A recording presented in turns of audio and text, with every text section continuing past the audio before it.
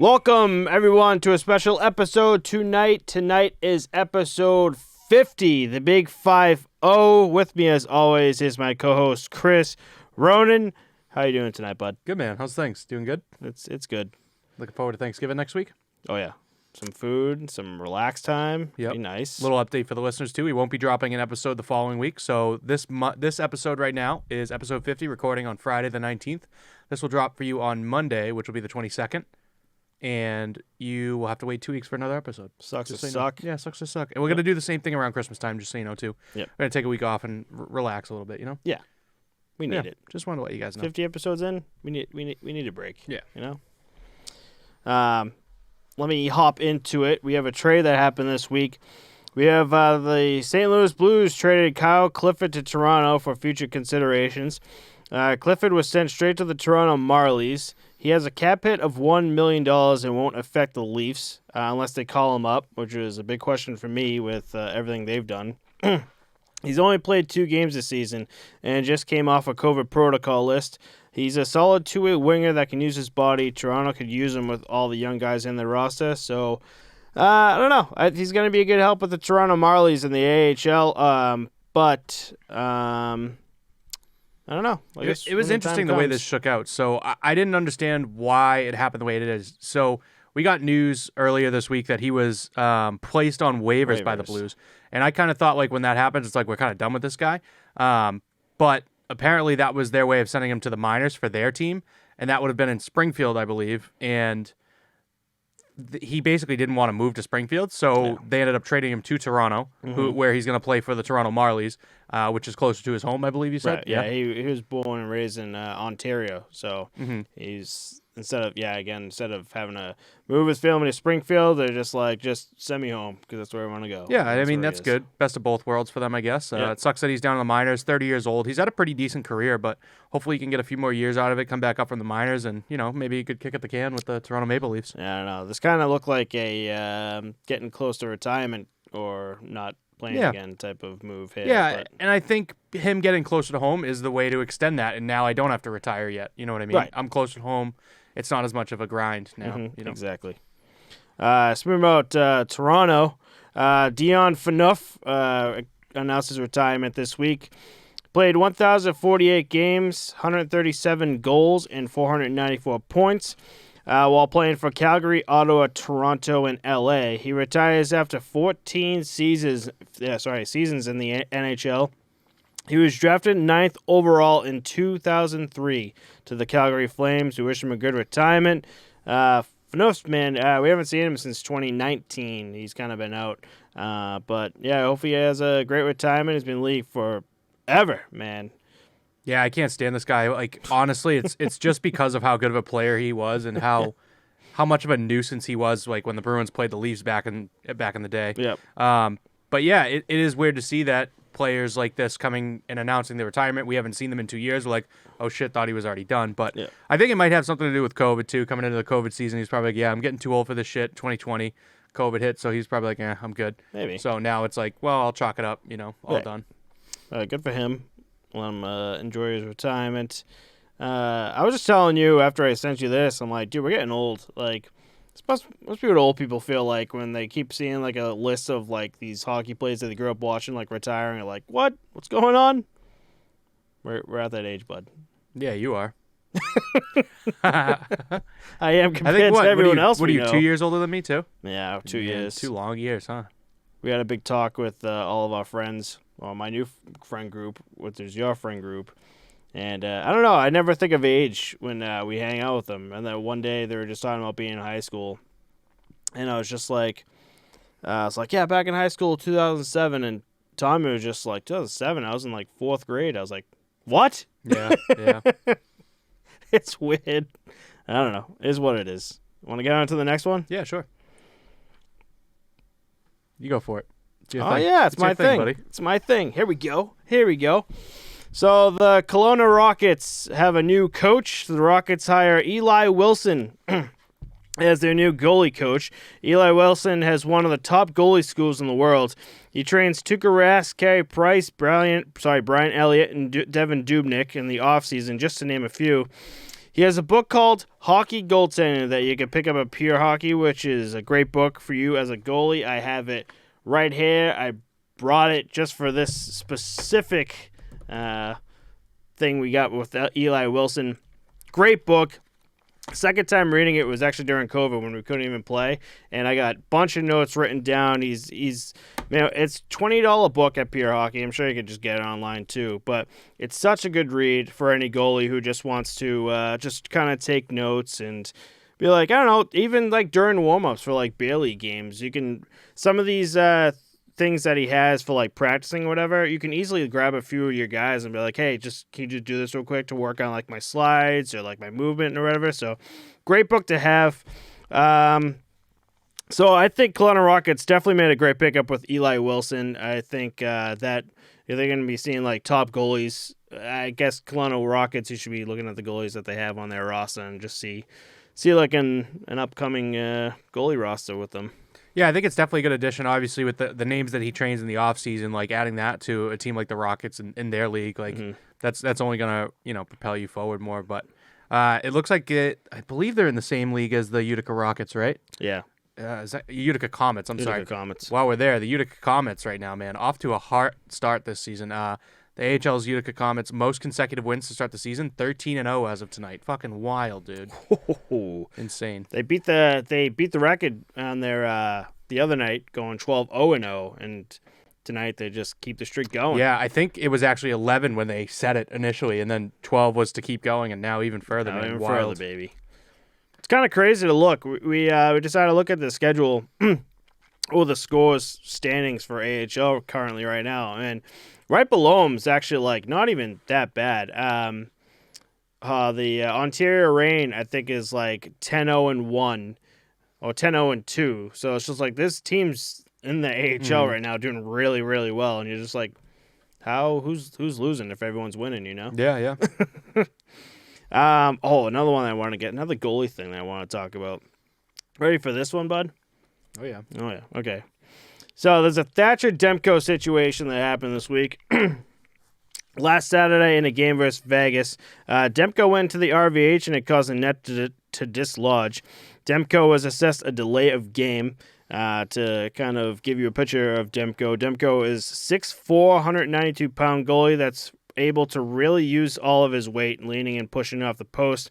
Whenever you see him get off the RVH or stay in the RVH or just move post, you see that net move. Like, that's how much weight he's putting on it. Kind of need to if you want to just really seal up the post and get all your weight on there, and hold it down.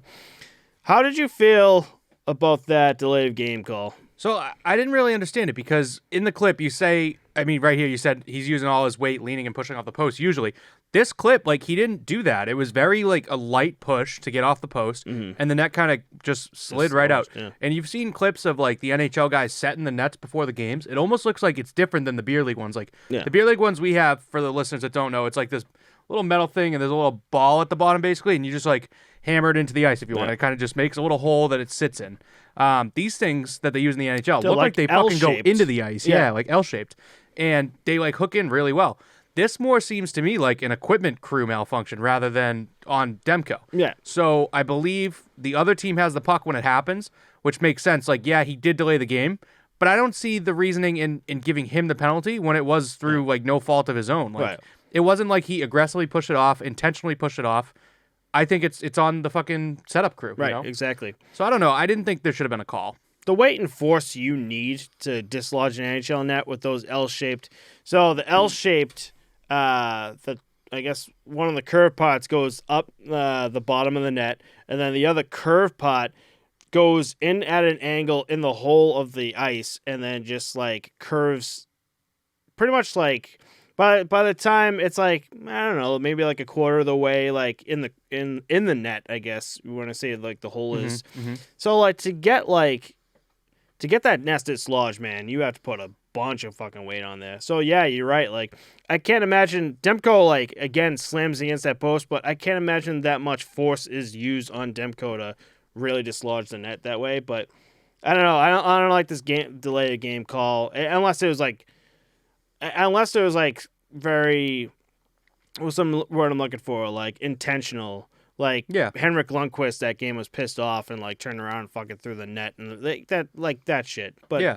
for goal to go into the RVH, dislodge the net and be like, I delay a game call, like I didn't like it at all. Yeah, I wasn't a fan either.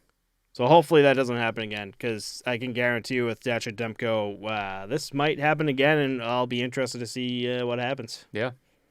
So we might have a part 2 for this. Yeah, hopefully. Pretty soon. I like your mentality going into this. All right. Want to do this one? If you want me to, I can tackle it. So we do have some Hockey Hall of Fame inductees this year. Friday, November 12th, 6 players were inducted into the Hockey Hall of Fame. This is the 2020 class, I believe. Mm-hmm. The inductees were Ken Holland, Marian Hossa, Jerome McGinley, Kevin Lowe, Kim St. Pierre, and Doug Wilson.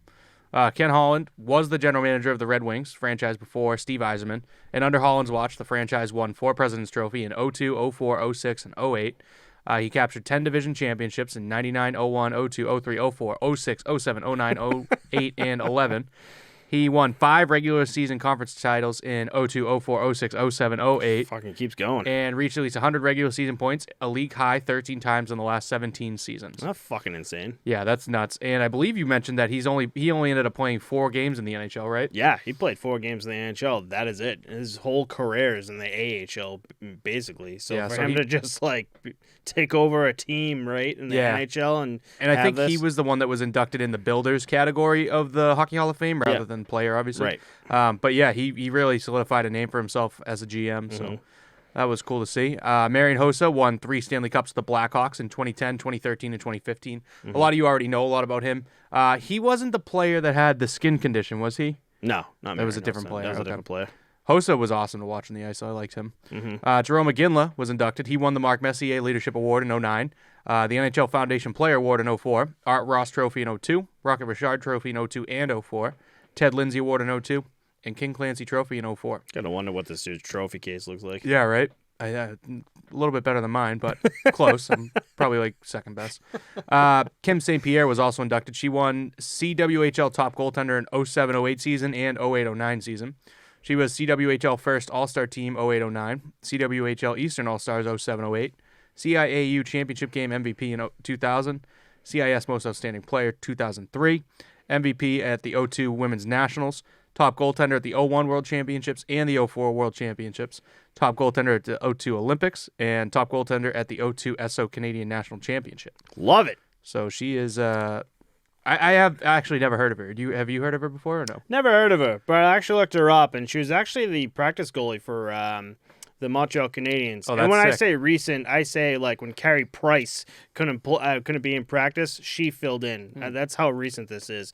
And she actually became the second woman to be in the NHL. I can't remember how they specifically worded it. It was like second woman to play with male NHL players. I think that's how they say it, because it wasn't a game, it was practice. So she's second to, I can never remember how, Manon. I think it's Manon Rome is how I say it, but I'm not Rome. 100% either. I always fuck it up too. So she has a list, Yeah. an absolute list. So we got one more, but I'm just saying, like, there's a reason why these guys are getting in the Hall of Fame right now. So Kevin Lowe was also inducted. He won the Stanley Cup in 84, 85, 87, 88, 90, and 94. So that's a lot of fucking cups. A. And he won the King Clancy Memorial Trophy in 1990. Mm-hmm. And then the last inductee we have is Doug Wilson, who won the Norris Trophy as best defenseman in the NHL in 1982. First team All-Star in the same year. Second team All-Star 84-85, and then again in 89-90. He went to 8 All-Star games. I'm not going to list all the years for you. He won the gold medal championship member of Team Canada, World Canada Cup Series in 84. And he's a 2-time Norris Trophy nominee as an NHL defenseman in 82 and 90. Blackhawks leader in career goals and points by a defenseman. And he led all Blackhawks defensemen in scoring for 10 consecutive seasons. And he was also the first captain in San Jose Sharks history. That's pretty rad. It's pretty rad. Yeah. How do you like that? There's a few names on there that I had no idea who they were, and then you look them up and you're like, why don't I know who these guys are? Yeah, I don't really know Kevin Lowe or I know Doug Wilson's name, but I didn't know him as that good of a player for the Blackhawks, you know. Right, exactly. But yeah. So congratulations to all these inductees. There's actually a photo that I saw that was actually pretty cool. The Hockey Hall of Fame, I don't know if they do it all the time, but they make them they make specific sticks for them, which is cool. So like they're on a line, they have like goalie sticks and regular play sticks. That's cool. So that's pretty cool. And they're like juggling pucks, and I don't know, it's weird, but yeah. So all right, that's all I got for that. A little update on your buddy Kevin Hayes here, if you want to give the fans that. Oh yeah, Kevin Hayes returned to the Flyers for the first time this season after shoulder surgery and his brother's passing. Scores a goal, points to heaven. Well, for Jimmy. Hashtag for Jimmy has been going around social media as of late for that goal. He actually came out too and said he's going to be giving that puck to Jimmy's son Bo. So that was an awesome game / goal to watch. Yeah, it was really cool to see, especially like his first game back.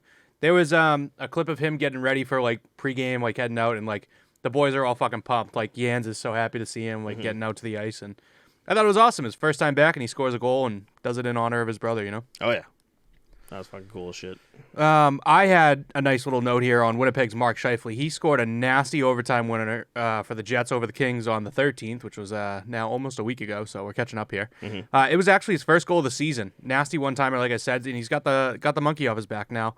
And that goal actually snapped a Kings 7-game winning streak. So good for Mark Scheifele to finally get one on the board. It's crazy that it took him this long to get his first one, but I know. Good to see him back. Scheifele's a big name for Winnipeg. Yeah, absolutely. And for him to not be producing, spells bad news big for them, you know? Yep. Another little new to the league guy here. Minnesota, Rem Pitlick scored a natural hat trick in his first 3 NHL goals on the same day versus Seattle. And this was nasty to see. He scored. So do you know what a natural hat trick is? No. So for the listeners too, there's a little bit of like debate online about what it actually is, but what I like understand it as is you score 3 goals consecutively. So it's like the first, like you score 3 goals in a row and no one else scores in between, the other team or your guy. So he scored 3 goals in a row, which is pretty sick. That's fucking Seattle, fucking capital S stinks, dude. Terrible. And I hate to see it, man. New team in the league, you do not want that. It's just bad. No. We kind of saw this coming, though. Like, yeah, we said they didn't draft too well. They didn't draft too well, and then they're just getting rid of players, and I don't know. We thought Grubauer was going to do much better than he is, but I think it's another one of those situations like Vancouver where they have too many new pieces and everybody's still trying to get the feel for each other. Everything out, yeah. I don't know. So here was a controversial take that I sent to Matt the other day after seeing some highlights and watching things go on this season. I think that Anaheim is going to win a Stanley Cup in the next 10 years. Matt laughed in my face. Controversial right there. You think so? Mm-hmm. So there's a prospect for them, Jacob Perreault. He scored a Michigan goal for the San Diego Gulls. He's fucking nasty. Mm-hmm. They also have Trevor Zegras and Troy Terry, who are sick young guys, right? You've been all over your boy Zegras. Yep. Troy Terry is on a 16-game point streak, and it's still going. Mm-hmm.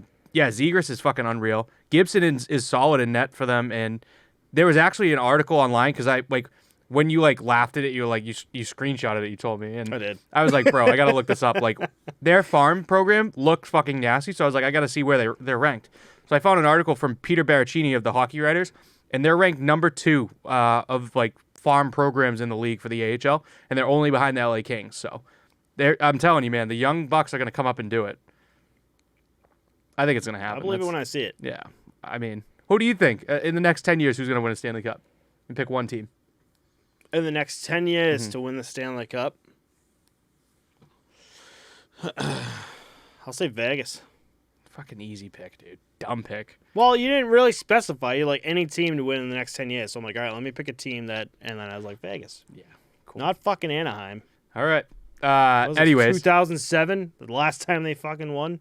Yeah, dude. They've been shit. And, dude, think about how good they're doing right now compared to how fucking shit they were last season. That fucking says something. Mm-hmm. And now, looking at the standings here, the Ducks are in third. They're 10-5-3 through 18 games. Like, they're ahead of Vegas right now. Vegas is 10-7-0. I don't know, man. I'm telling you, there's something going on there, and I think it's going to work. But anyways, sticking to the Ducks here. Zegras scores an overtime winner on the 16th. Sick celebration. He throws his stick over the glass after he scores. Fucking love that. New Jersey's Jack Hughes actually did it first, but this is my new favorite celebration in the league. Mm-hmm. It's fucking hilarious. But the one camera angle we didn't see that I wanted was what the fuck happens in the crowd? Because there's got to be at least 3 people's hands on that stick. Oh man, it's got to cause chaos. But I thought it's just like a sick celebration. Game's over. I don't need my fucking stick. Here That's what's gonna end the celebration. Is just some fans. But That's my new favorite Selly, and I think Jack Hughes. Both are great, but still, Jack Hughes is just my favorite because it's so casual. Like he scores like it's nothing, and he goes just another goal, throws it in the stands. Like, all right, let's go. Think home. about how much you could sell those for too. Like that'd be nuts. Killer. Zegers actually told a hilarious story the other day too. I don't know what it was on, but he talked about going up against Ryan O'Reilly on an opening draw. So it was Ducks versus St. Louis, and as a joke, he's like, "Oh, I bet you $100 I'll win this draw." O'Reilly just fucking dusts him and like grunts at him and like just gets ready like he's gonna fucking win the draw. Zegers ends up winning the draw and fucking the game goes on. Nothing. Like Ryan doesn't say shit to him, but he's out to dinner with like the team, chilling after the game or the next day, and he gets a fucking Venmo notification. It says Ryan $100, and he's like, "Who the hell's Ryan?" He opens it up. It's fucking O'Reilly. Paid up his tab for losing the draw, but hilarious, dude. Just like young guy to like a grizzly veteran kind of thing. So funny. I mean, you play in the league for so long. I'm sure this shit like this. Like that we don't hear about, you know? Oh, yeah. It just keeps everything so, just interesting. Those are, like, cool stories that I like to hear, though. Yeah. Like, just, like, we talked about it last week. It makes them actual people and not just players, you know? Right, exactly. Moving on to another team here, L.A. Pretty cool little thing by Philip Deneau. He traded a puck for a military patch on Remembrance Day. I forget what team they were playing, but they were up in Canada. So Remembrance Day is, like, their Veterans Day, and... We've seen a lot of trades lately. I think I saw someone play rock, paper, scissors for Skittles. I think Pasternak traded some shit. You name it. Right? There's something getting traded now. Yeah. So I thought it was pretty cool. Kind of nuts, though, to give away a military patch. Like, they work hard for that shit, you know? Here you go. That's nuts, Here's my blood, sweat, and tears for that puck that you literally, don't give a shit about. Right. And sticking to L.A., their fucking chrome domes are disgusting. I do not like them. Did you see them? Sorry, what the hell's his name? Jonathan Quick. He got a custom paint job on his mask. He also had a chrome dome. No, he did? I didn't see that. Oh, that's fucking God, hilarious. that is terrible. So they're copying Vegas, which is like one thing, but like... I don't like the Vegas gold. The silver looks like shit. I don't either, like necessarily. But after seeing the silver, I'm just like, you know what, Vegas, the gold's not that bad. Vegas is the only team that can get away with it, too. You know what I mean? Like the Golden Knights, golden, it works. And it's Vegas. It's flashy. It's showy, you know. But the Kings then went on to lose 2-0, so hopefully those don't come back. Yeah, I wasn't a fan of those at all. Yeah. I just it was just, but they got fucking smoked. It was like 3-0, right? Like 2-0 final. 2-0. Yeah. I don't know. All right, moving on. Throw those away, right? Yeah, throw everything away. Yeah, restart. burn them. Bring them back the purple Kings jerseys. I'll fucking rock those in a heartbeat. Those are nice. Mm-hmm. Pittsburgh had their first. Crosby had his first game back. And he was a little frustrated in this game and went fucking sicko mode and absolutely threw the Capitals player, Martin Verhavy, or Verhavery, I don't even know how to say it. He fucking, like, tossed him, dude. You saw that? It's fine to think he has, like... Or it's funny to remember that Crosby is a professional athlete that can knock you into next week because he fucking threw him. That was nuts. He 180, just chucked him into the boards and just skated, went on with his business. Yeah, he's like, I'm gonna fucking throw your entire body just because I'm mad. Because I'm mad, and then I'm gonna skate away like nothing happened. And it's something that back in the day when he was younger in his career, you wouldn't see that side of Crosby at all. You know what I mean? He would get mad, but it wasn't like he would body up on someone. No. So I think it also goes to show where the league's gone in the sense of enforcers and stuff.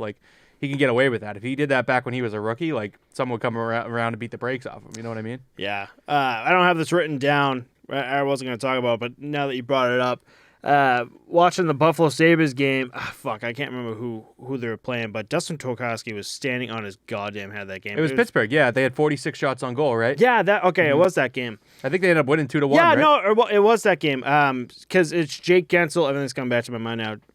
Jake Gensel almost pretty much ran him, and Tokarski took it in the neck, the head, and kind of went down. And there's just 3 Sabres just sitting there, just watching Gensel just kind of skate away. And I'm like, what are you doing? That's your goalie. You're standing on his head. Go fuck up. I'm a Pens guy telling Buffalo Sabres fuck him up, man. Just he fucked with your goalie. The thing that bothers me now is they don't go over there and drop the gloves and do something. They go over there oh, let me fucking hug you with my gloves on. I don't know. I part of me wants it back in the game, and part of me understands getting away from it. So I don't know. No, that shouldn't fly. Yeah. Goalie perspective, huh? Yeah. All right, you want to tackle the big sale that we just had announced today? Yeah. Huge sale in the NHL. Huge sale. So it was actually talked about 2 days ago, but today it was not really finalized, but more so moving forward. So the Fenway Sports Group reportedly in talks to buy Pittsburgh Penguins as early as this week. They currently own the Red Sox, Liverpool FC, and a NASCAR crew. Group is valued at $7.35 billion early this year. LeBron James is an investor in this company and would therefore be the owner of the Penguins if this deal got through. Part owner, yeah. Part owner, That's yeah. right. In my opinion, result of COVID that Pitt needs to sell.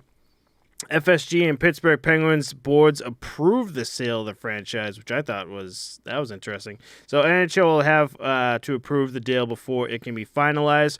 The sale pricing top reportedly $900 million.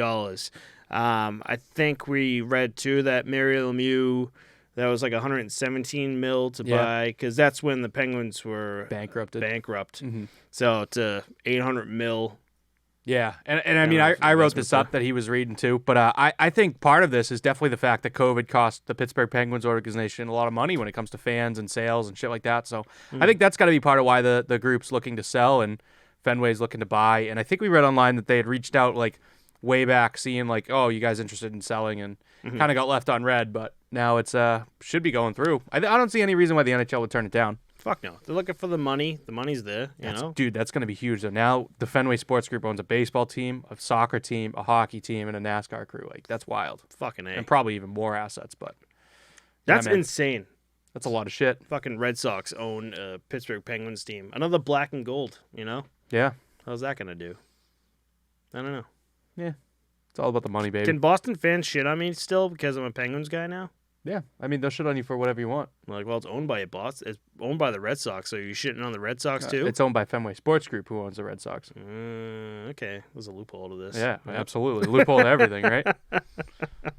Funny little clip from the Rangers the other day, too. Ryan Reeves was challenged by Montreal's Michael Pezzetta, and Pezzetta immediately fucking regrets it, dude. Reeves was throwing bombs and just clocking him. He got like probably 8 or 9 good ones in, and Pezzetta just dropped, so... Pretty quick fight, but it was funny to see. Pezzetta was trying to get hyped up, you know, like when they square off and they're like away from each other for a bit, and then when they came in.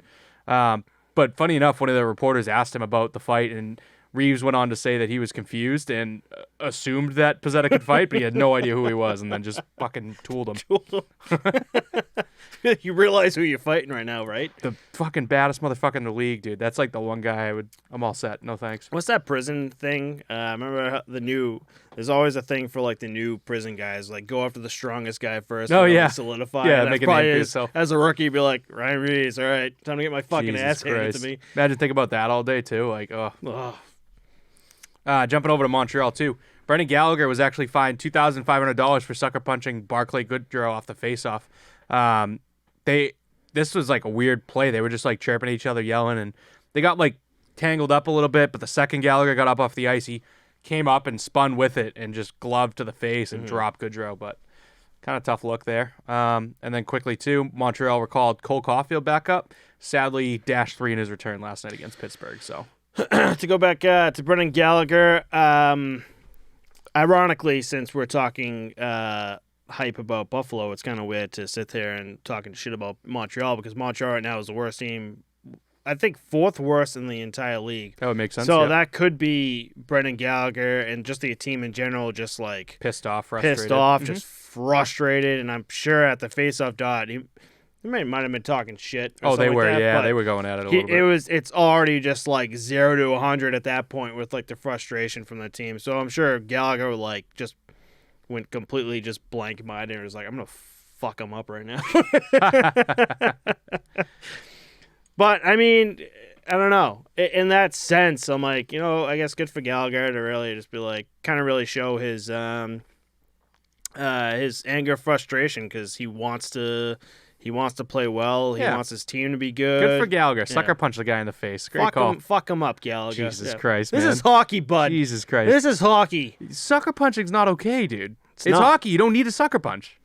Yeah, you're right. It's like football. I forget the 2 players, man. The clip I showed you. This is from a couple seasons ago. The fucking receiver goes up to the defender when he's not looking and like comes up to him and like what's he do? He fucking like slaps him, right? And then like rips his chain off, remember? Yes, that's right. And then the guy just stands there like, what the fuck? And he fucking knocks slams him. Yeah.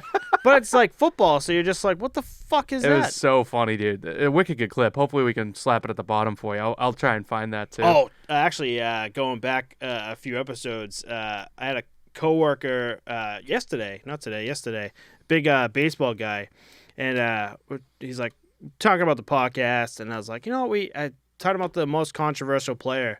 I was like, oh, Trevor Bauer. Do you ever see that video? He goes, who's Trevor Bauer? I'm like, I got a video for you, bud.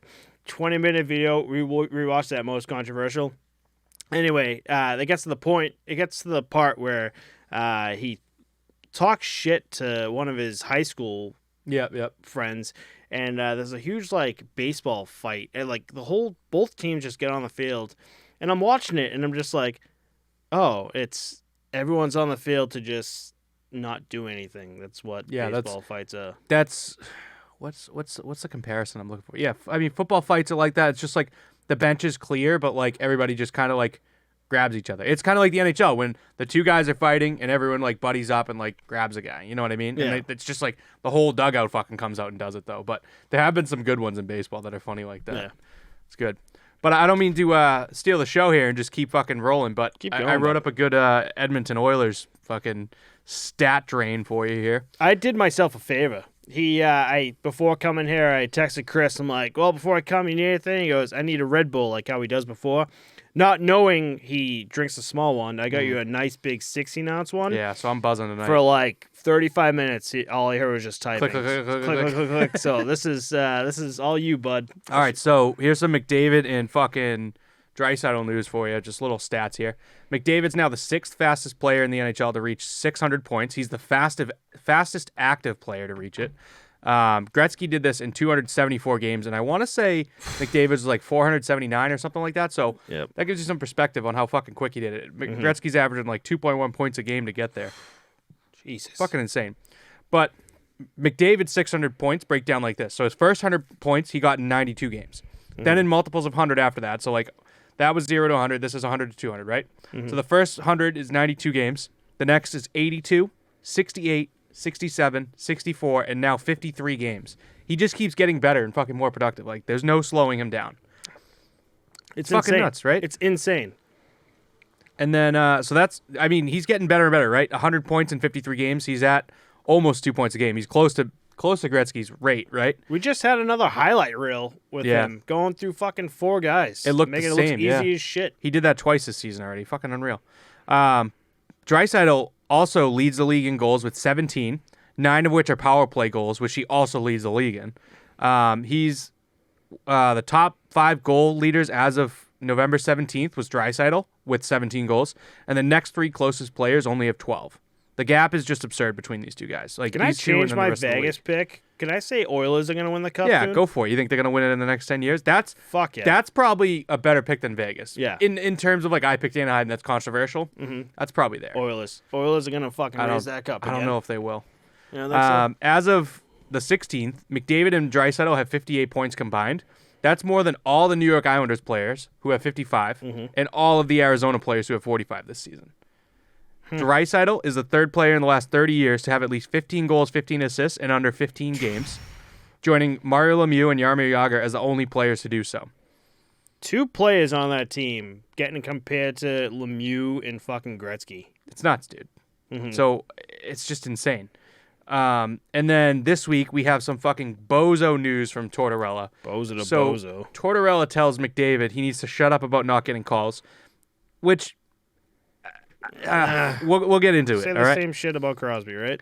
McDavid uses that in an interview. The reporter asked him about it, right? He's like, oh, what do you think about not getting calls out there? And he's like, I guess I just have to shut up about it. Right. And then Tortorella, like I said, just looks like a bozo, telling McDavid that he needs to change his game.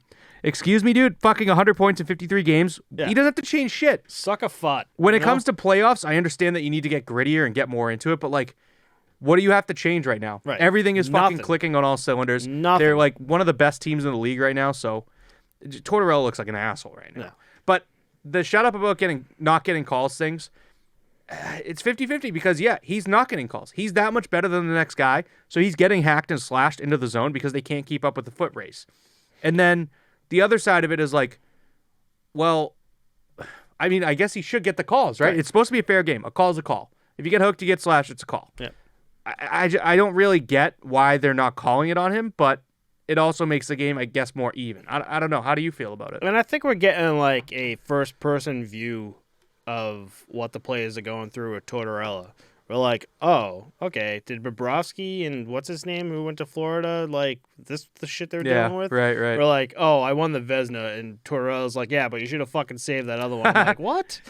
Like, I wonder if that's like the type of person Tortorella is. But then I also got like the mindset. I also got the one thing Robin Leonard said, too, out with the dinosaurs, where I'm like, I don't know, maybe Tortorella's one of those dinosaurs. Oh, he absolutely is. He was the first dinosaur to go, and then I think Babcock was next, or vice versa. But he's one of the fucking dinosaurs for sure. I don't just keep your mouth shut, man. But at the same time, like, that's his job. Like, he's a commentator. He needs to make hot takes and be front and center in the news. But that's just like, come on. That's just too extra. That's too much, man. Like, you're getting way too out there. You roped us into it. Yeah. Right? So he did his job. Yeah, exactly. Damn it, Torts. Yeah. It's fucking reverse psychology. The only thing I fucking love about Tortorella is he's got a compilation video of YouTube of him, like, just shit-talking, like, the people after the game. The reporters? Dude, that's such a dick move, though. Like, Belichick, like, not giving, like, reporters answers. Like, the guy has to be here. Like, he doesn't come ask these questions to piss your day off and be an asshole. Like, his job is to come here and ask you questions. Fucking answer the guy. You know what I mean? Like, I don't know. That thing bothers me, too. Yeah. That's just my way of looking at it, dude. It's like you're just being a dick to someone for doing their job. Some of them are justifications, though, because he was talking to someone who was just like, yeah, I mean, you're telling me this team is trash, just like pretty much trashing on like the New York Rangers, whatever. And he was just like, dude, I don't want you here, because he's like, I don't know, say whatever you want. Like, I guess at one point he's like, say whatever you want, because I'm just like, that's what you do anyway. I'll tell you what's going on, and you decide to twist it in your own little words. So yeah, there's two sides to the coin, definitely. Two sides, but for sure. Yeah, I didn't like this, but again, he got us talking about it, which means he's doing his job as a commentator, because we got fucking... Yeah, let's move on. Yeah, all right. Okay. Just like Felger and Maz. So, you want to tackle the next couple here? Sure. Here we go. So, the Ottawa Senators actually postponed 3 games due to COVID-19 outbreak, 10 players in the quarantine protocol as of November 15th. So, they will be... December 3rd, I think I saw, was a makeup game. Oh, okay. They're starting to reschedule those. They're starting to reschedule those games. But, I mean, in a sense, with COVID going on, too, it's good to see only one team have to do this. Yeah, only one team's been affected so far. Right. And we've been how many games into this season? Almost 20, so it's almost a quarter of the way. Right. But... And we've only had 52 games last season, and we had multiple...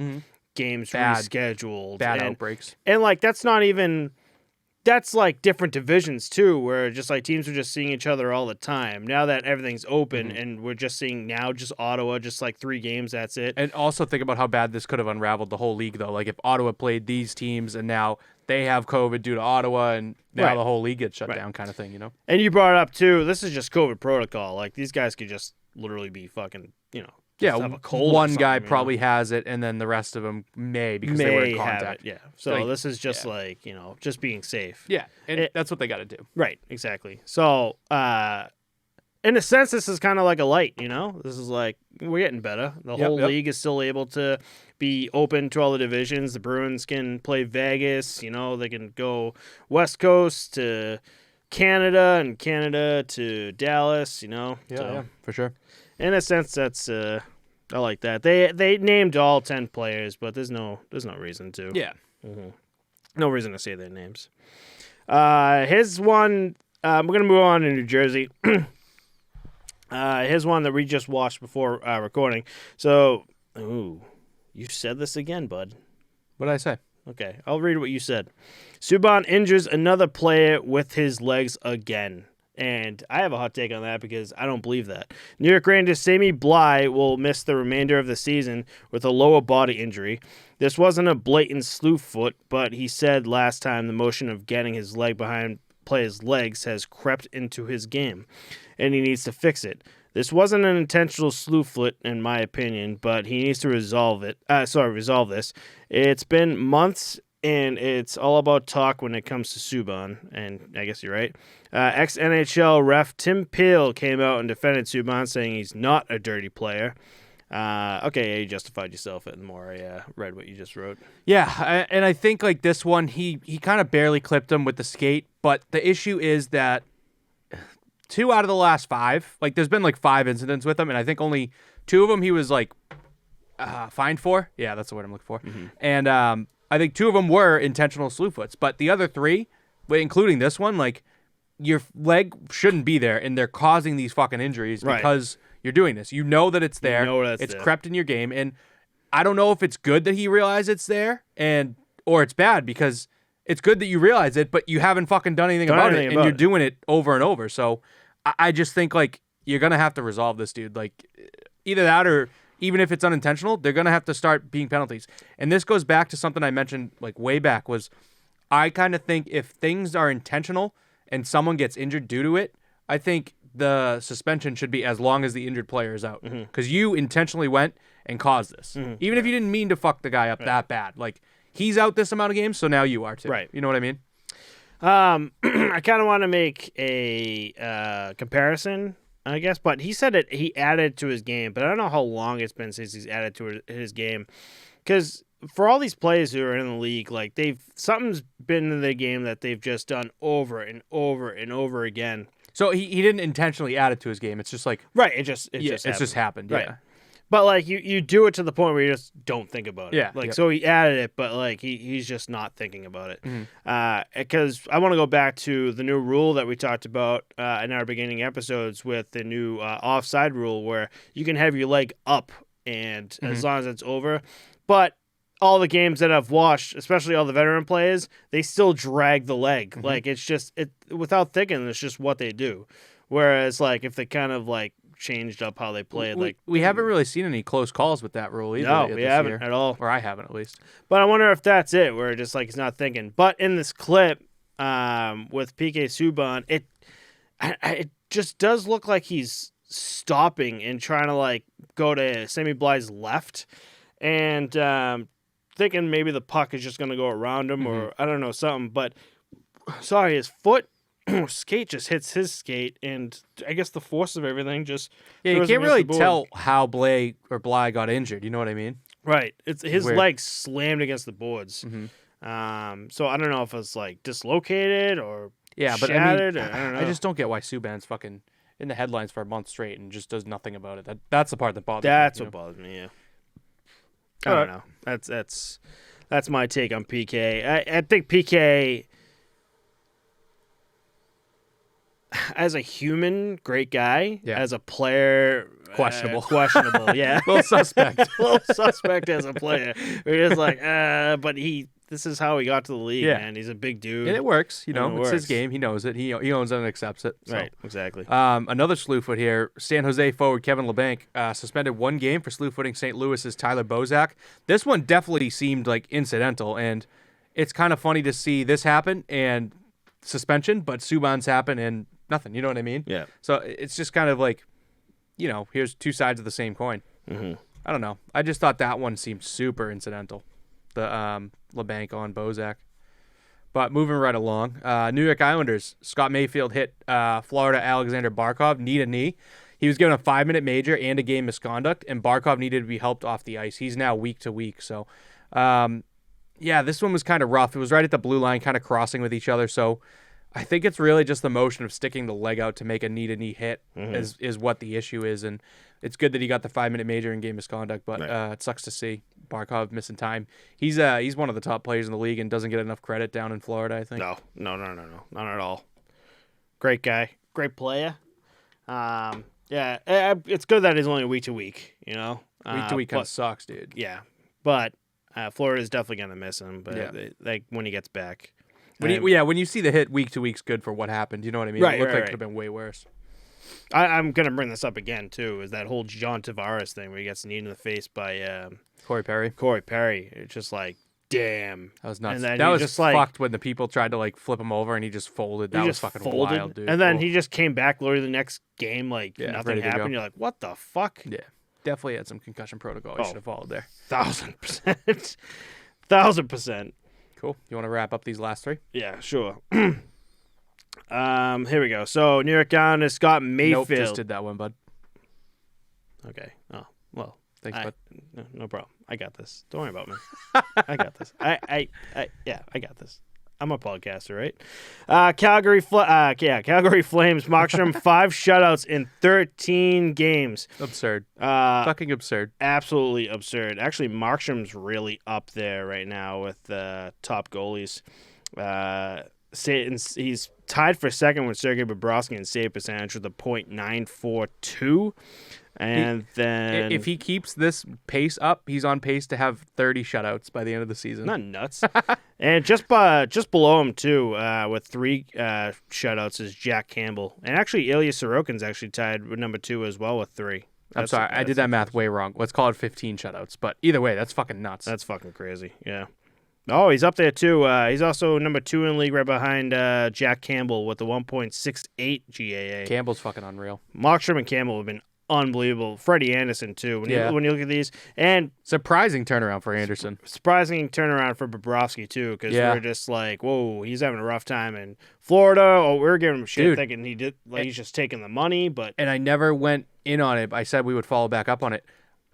Goaltending, I said, is one of the questionable positions in sports where you get paid X amount of dollars, but it doesn't always reflect your game. Yeah. The second half of that statement that I have is, if you have a great year as a goalie, your next year sucks, and if you have a shit year, your next year is really good. Mm-hmm. Bobrovsky, Anderson turned it around. Look at Philip Grubauer in Seattle. You know what I mean? Yeah, right. Shit year after having a fucking awesome year. Yep. Fleury, awesome year, shit year. Shit year. So I just think it's a real thing now. You know, it's like, not 100%, but it happens a lot. It just happens a lot. Yeah. It's like you gave it your all in this one season, and like the next season you just like, I don't know, like burnt out or something. Or it could be like the change of pace with like a different team, you know? Yeah, it's not always a different team thing, though. I'm just talking in general. Oh, yeah. No, it just makes total sense. It's just weird, man. It's weird to see, and it happens a lot. So it's like, for guys that play fantasy, like, you're like, holy shit, Fleury was so good last year. Stay away. Even if he's on the same team, it's like, Grubauer, sick season last season. Stay away. Speaking of Oilers, I don't know why.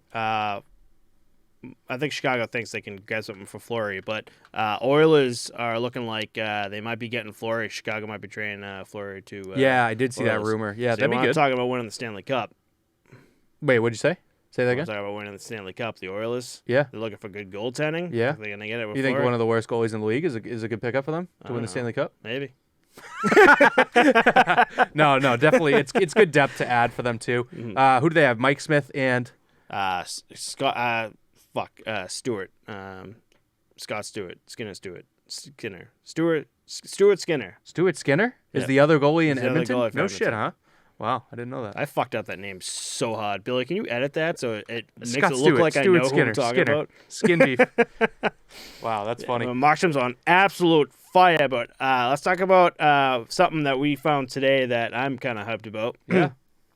The Quebec government meeting with Gary Bettman in the coming months to discuss the possibility of the Quebec Nordiques return to the league. And I'm like, yes. And one thing you threw in there, too, is like, bye-bye, Arizona. Yeah, man, 2-13 right now, I believe. No arena for next season. Kind of seems like the numbers are working out there. Personally, I'd rather see Columbus move.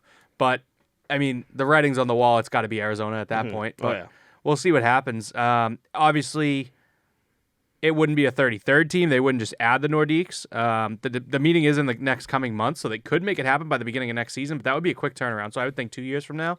But, man, that would be awesome. It would kind of suck for the Colorado Avalanche to lose those third alternates. Mm-hmm. You know what I'm talking about, the Nordiques that are maroon. That would suck. But I would love for them to come back. And one of the top comments on the post was, don't fuck with the jerseys. Just fucking bring them back, man. Don't fuck with anything. Don't fucking ruin anything, bud. Okay, there's 2 other things that we're going to talk about after this. Moving on from the Quebec Nordiques. It just happened today, so not much information on it quite yet. But yeah, it'll be interesting. And I think he had a good point with Arizona, by the way. But let's move on to your last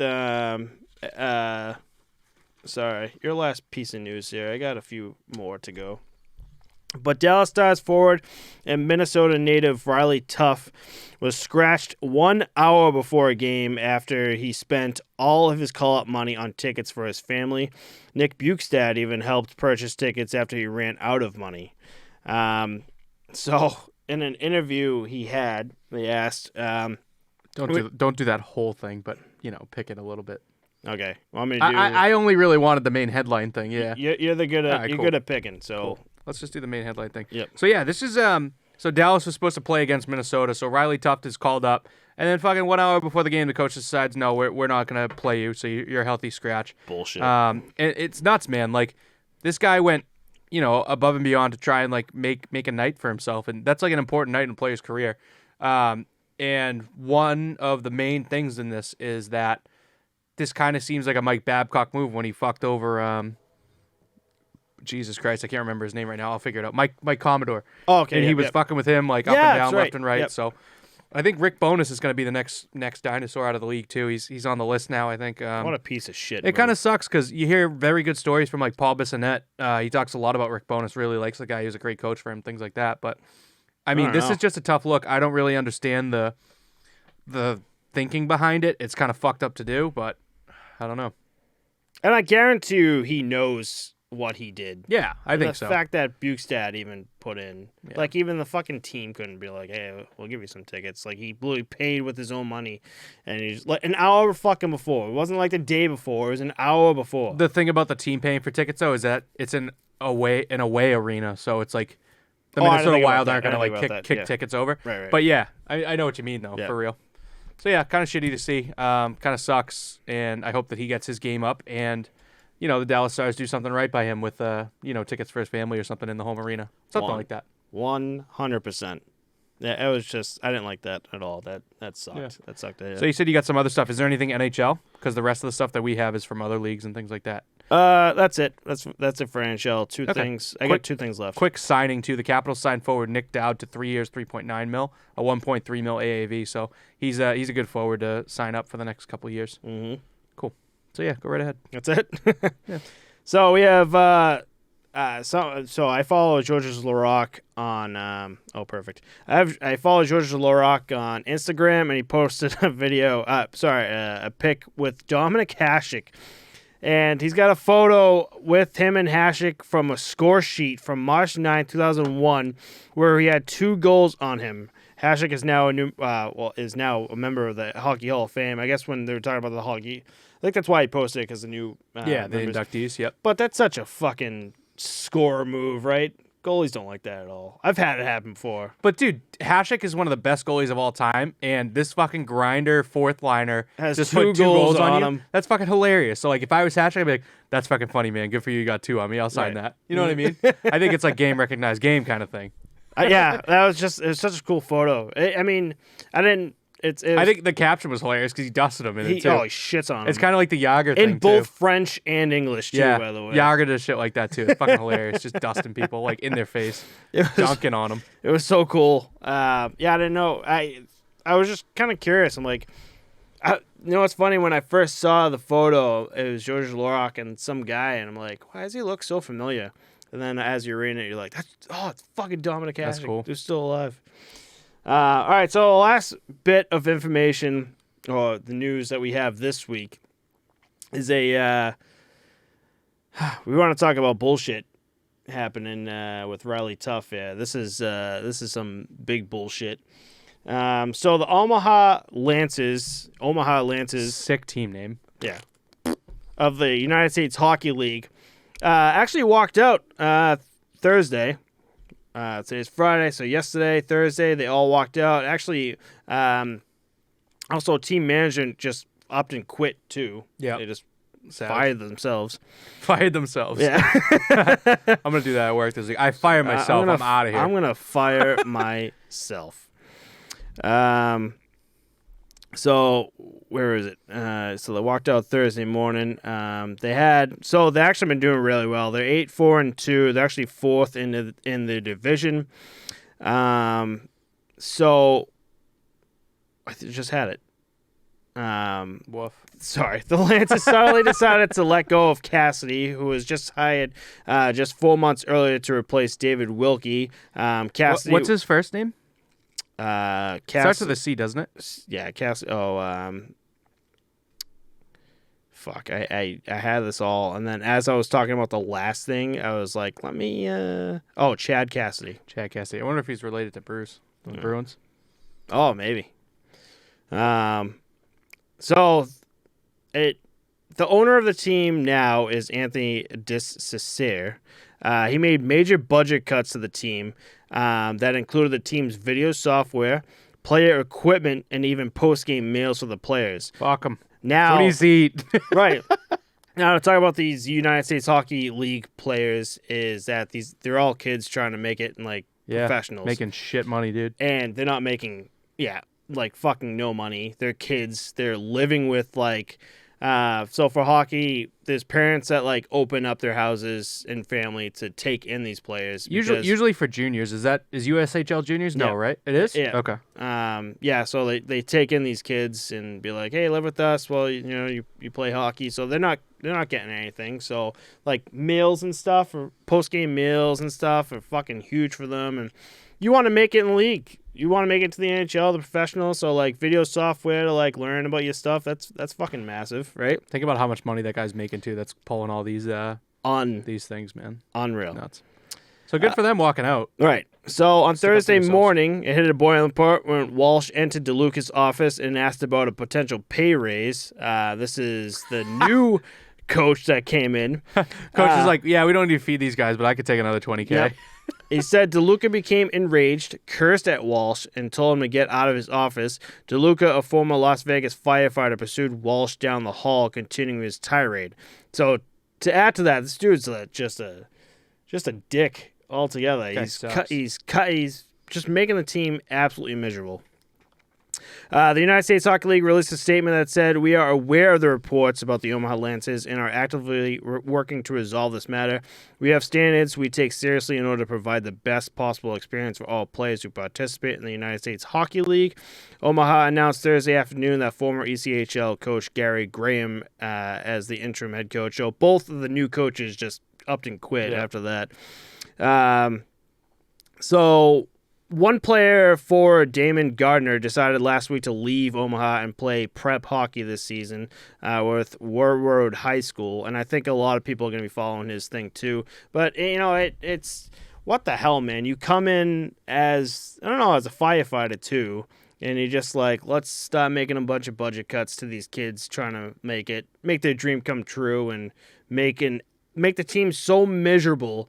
Not even just a team, but their team organization so miserable that the people in the offices quit, and you have the whole team just walking out, and they fired the best coach that they had, that the team was all right, this is it, we're done with all the bullshit you're putting us through. There's got to be some kind of thought process for that guy, but at the end of the day, I hope that this ends up becoming the USHL has a league minimum of you need to provide X, X, and X for X, Y, and Z for your team. There's a minimum of this amount of dollars paid for team meals, this for that, video sources, things like that. You can't just fucking cut shit. You know what I mean? It's this is the minimum. We're not taking any of this away. Right.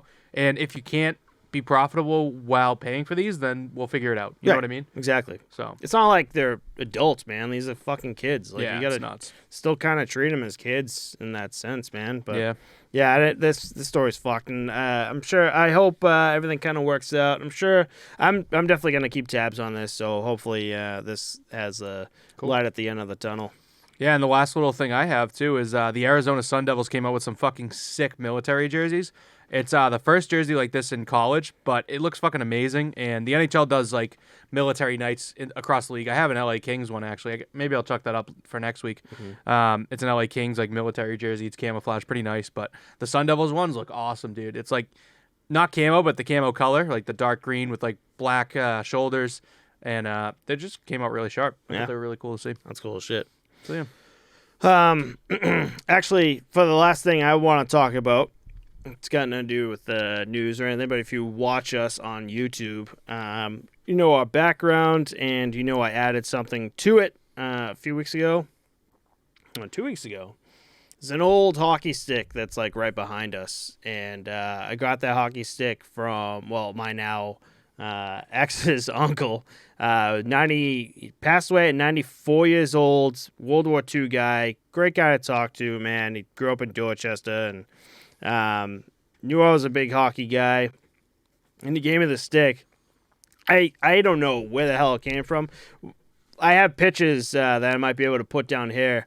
When he passed away, we got to go in the house and figure things out. And like in a box, by the way, like unused CCM skates from like 1940s. Dude, you could probably auction those for like good money. That's pretty cool. And I was like, holy shit! I took a photo of it. But yeah, this is one of the sticks. It's called North Swede Prosta Fiberglass. I don't know. But it's funny. It's funny because it says left on it, but it's a straight. There's no curve. So I'm like, oh, this is kind of interesting. But to think he was using that like before World War II or just like after World War II is The thing I mentioned about it saying left was I bet if you hold it like a lefty, that side of the stick probably has some kind of not grip, but something on it. But something on it to kind of say like this is left. This is the front, yeah. But yeah, you're right. It is like it's kind of like a piece of history, like just kind of dangling behind. Yeah, pretty cool though. That's pretty cool. So that explains the random stick that's kind of just hanging on. And I think the black tape that's on it hasn't been touched since the 40s, by the way. Kind of like my goalie stick. Yeah, kind of like all my equipment. I got to air that out. It's been like weeks. Nice. Well, that's it. That's it, buddy. Shot a Buffalo Trace. Want to do it like another hour? Because I really don't want to do this Buffalo Trace. I'll talk bullshit for like another hour so I don't have to do this. You wish, dude. We're fucking slamming this real quick. This is Kentucky bourbon, 45%. I don't want this either, dude. Maybe we don't do a shot this week. I mean, it's already poured, so we got to do it. The coward move to not do it. Right, it is. The reason why I got Buffalo Trace is advertising. Right there. Why? Watch Two Beers, One Cave podcast with Tom Segura and Bert Kreischer. Your Mom's House with Tom Segura and his wife, Christina Pazitsky.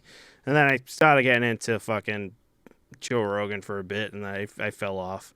And then Whiskey Ginger with Chris. I can't remember his fucking last name. Chris Hansen. Yeah, that's it. Yep. But they were like promoting Buffalo Trace, man. They're just like, this is so good. They had like guests on. They were like tasting, like, oh, this is really fucking good. I'm like, now we gotta try it, and we're trying it. I was like, this is fucking awful. I mean, I didn't try it, but you did, yeah. I don't like it, but we have like a little bit. It's probably not a shooting whiskey. It's probably like a sipping, like one ice cube kind of thing. Let's just get it over with. Don't get Buffalo Trace. Don't get sucked in to the ads. Bro, all those podcasts you just listened to clearly got paid by Buffalo Trace for advertising. I think they would pay us to advertise for them, and you just say, don't buy this. I doubt it. What do you mean doubt it, dude? They're paying everybody. We'll tag Buffalo Trace in this. Fucking tag Shaq. See if he'll sponsor us. Cheers, pal.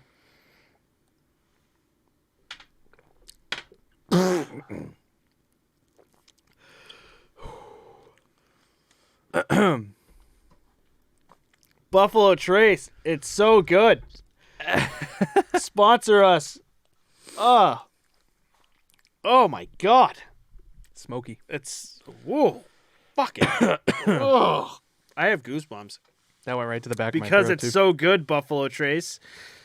Sponsored by Buffalo Trace. Oh, fuck. No. Oh, dude, know what I came up with the other day? I played in a league. I don't know what made me think of this, but this is hilarious. Played in a league in Milton, subbed in the other night, and it was fun. Good, fast-paced league. The goalie I played against actually is playing. This is another tangent, but playing semi-pro in Michigan, and he was driving 15 and a half hours on Thursday to get there. That's right. You're telling me about this. Yeah, so fucking nuts. But we ended up winning the game 2-1. Really good game. Good times. Get fucked, guy. Huh? Get fucked, guy. Yeah, I could play semi-pro, baby. Yeah, right, dude. Get fucked. I could get fucked. But I was like looking at the jerseys. They all had, my team was like USA jerseys, and they all said Swayze on the back, which was hilarious. And they all had captains on every single jersey. I was like, dude, someone's got to like make like a power play hockey league like we have here, and make like a 32 team league, and just fucking change every team name to be beer related, like beer league. Like the Boston Bruins, Brewins. The New York Ragers. The Seattle Kraken, a cold one. The Buffalo Sabres. Like, dude, just every team in the league just turn into something. Have you thought about these names? I came up with like 3 of them the night of, and then I was like, dude, you could do it. You could totally fucking do it with any fucking. I thought you were like prepared any for fucking this little rant you got going on right now. You give me a team name and I'll do it. Dallas does. I need a minute. We gotta talk about something else, but I'm gonna come up with something. That's a tough one, dude. That's a tough one. Fuck. Colorado Avalanche. Dude, this is way harder than I thought, actually. Fuck. On the spot on those 2. New Jersey Devils. You got anything? You got one you can come up with? New Jersey Devils have to be an IPA because it's fucking terrible. It's basically just anything that has to do with beer. Just turn it into something. I think it'd be kind of funny. But, I mean, those are like the 3 that came to my head was like Rangers, Sabres, and Bruins. I was like, you turn those all into fucking beer names right away. You know what I mean? The Washington Bottle Capitals. Yeah, there you go. That's all I got, bud. That's yeah. This was way harder than I thought, dude. But I got a 4-team league. I got a 4-team league in the works right now. So it's gonna be sick, bro. 28 more to go, bud. Yeah, you got it, bro. You got this. You got this. I think you want to close us out. Yeah. Or you want to? Bro, I'm still trying to. You trying to think? I'm trying to think of what. I got nothing else, dude. But I like the New York Rangers a lot. I'd like to be on that team. Thanks everyone for listening. If there's anything you want to see us cover next episode, let us know. Our links are in the description, and we'll see you all next week. Oh, 2 weeks. 2 weeks. See you in 2 weeks. See you in 2 weeks. Happy Thanksgiving. This piece isn't. Yeah. Bye. Happy Thanksgiving, guys.